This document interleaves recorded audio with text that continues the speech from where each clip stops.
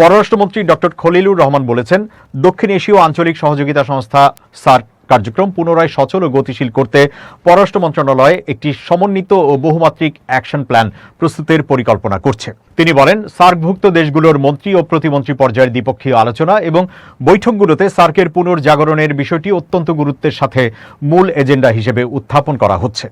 সংসদে সংরক্ষিত নারী আসনের সরকারি দলের সদস্য ফরিদা ইয়াসমিনের টেবিলে উত্থাপিত তারকা চিহ্নিত প্রশ্নের জবাবে তিনি এসব তথ্য জানান।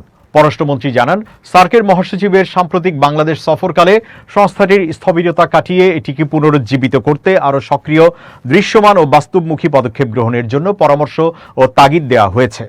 ডক্টর খলিলুর রহমান বলেন, দক্ষিণ এশিয়ার প্রতিবেশী দেশগুলোর সাথে বহুমাত্রিক সম্পর্ক গড়ে তোলা বর্তমান সরকারের পররাষ্ট্রনীতির অন্যতম অগ্রাধিকার, যা সরকারের নির্বাচনী ইশতেহারেও সুস্পষ্টভাবে প্রতিফলিত হয়েছে। তিনি বলেন, প্রধানমন্ত্রীর নেতৃত্বে সরকারের সবার আগে বাংলাদেশ নীতির আলোকে সার্বভৌম সমতা, পারস্পরিক সম্মান, ন্যায্যতা, আস্থা এবং জাতীয় স্বার্থকে সর্বোচ্চ গুরুত্ব দিয়ে দক্ষিণ এশিয়ার দেশগুলোর সাথে কূটনৈতিক সম্পর্ক পরিচালনা করা হচ্ছে।